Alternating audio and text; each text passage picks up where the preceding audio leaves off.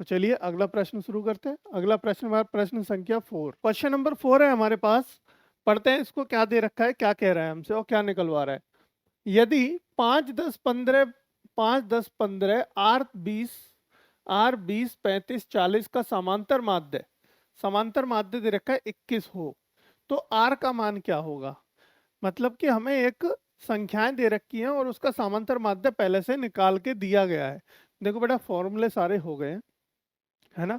अभी हम ऑब्जेक्टिव प्रश्न कर रहे हैं किस तरीके से एग्जाम में आते हैं, ठीक है। लेकिन क्या है कि हम जो हमारा समांतर माध्य हो गया, बहुलक हो गया, ठीक है, और हमारा ये माध्यिका हो गई, सभी के प्रश्न हम करेंगे एक सीक्वेंस वे में। लेकिन जैसे ही हमारे ये ऑब्जेक्टिव खत्म हो जाएंगे, पहले समांतर माध्य करेंगे, फिर उस तरीके से करेंगे। समांतर माध्य में जैसे 3 विधि थी हमारी, तीनों विधि के एक एक प्रश्न, दो दो प्रश्न कम से कम करेंगे, ताकि आप सारी विधि सीख जाएं और सारे एग्जाम में आए हुए प्रश्न भी हो जाएं, ठीक है। तो पहले ऑब्जेक्टिव में जैसे आ रहा है, जो आ रहा है वो समझो, ठीक है। वो समझना सब कुछ है। फॉर्मूले देखो, ये रिवीजन बैच है। अगर हम एक टॉपिक वाइज लेके चलते रहेंगे तो खत्म होने में बहुत समय लगेगा। हमने सारी चीजें पढ़नी भी है और सारे इंपॉर्टेंट क्वेश्चन कवर भी करने हैं, ठीक है। तो देखो इस तरीके का प्रश्न हम कैसे करेंगे वो देखते हैं।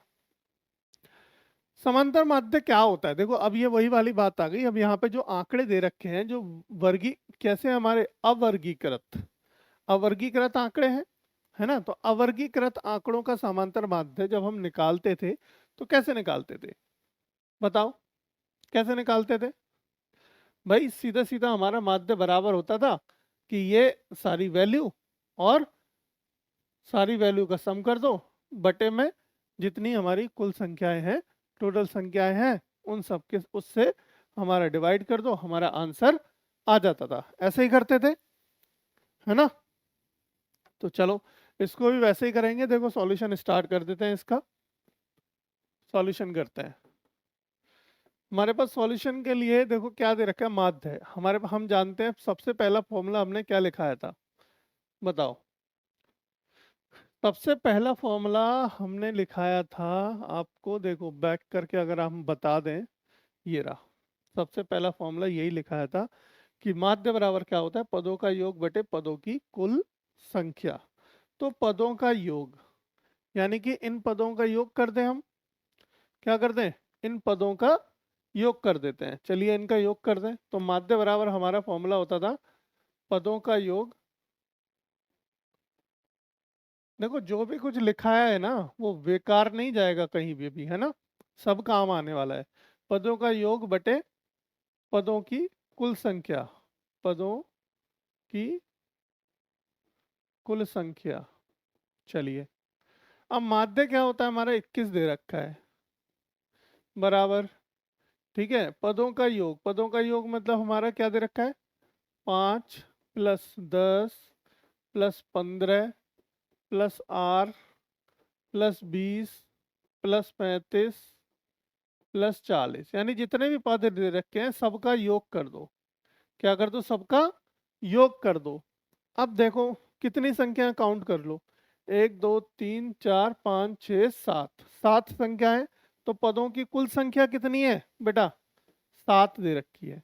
7 यहाँ रख दो, 7 यहाँ रख दो। अब देखो क्या करो, इसका गुणा कर दें, इधर ले जाएं, तो यानी कि 21 × 7 बराबर, इन सब का क्या करो, सम कर दो। क्या कर दो, सम कर दो। तो देखो हमारा यहाँ सम कर देते हैं, 10 और 5 15, 15 दूनी 30, 30 हो गया।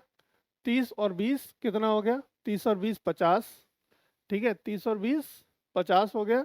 50 और 40 90 हो गया। 90 और 35 हमारा 125 हो गया। तो 125 तो हो गया हमारे नंबर संख्याएं जितनी दे रखी है, प्लस में आर है। आर का ही तो मान निकालना है हमको।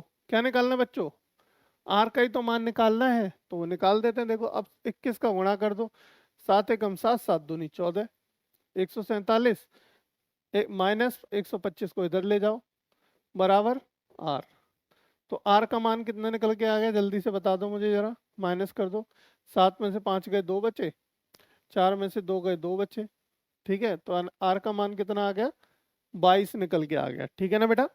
क्या निकल के आ गया 22, यानी कि ऑप्शन नंबर कौन सा सही हो गया हमारा, B is the right option, है ना। बी क्या है, एकदम राइट ऑप्शन हो गया, यानी सही ऑप्शन हो गया। तो इस प्रकार के प्रश्नों को हम ऐसे करेंगे इस फॉर्मूले के द्वारा। बताओ कोई डाउट, कोई दिक्कत, कैसी भी। देखो ऑलरेडी एग्जाम में आया है ये प्रश्न, ऐसी बात नहीं है, ठीक है। यानी कि आपका कब आया है बताएं हम, 2023 में। इसका मतलब पिछली साल, पिछली साल ये प्रश्न आपके बोर्ड एग्जाम में आया था, और हो सकता है इस बार भी आ जाए, ठीक है। तो छोड़ के मत आना, ठीक है ना।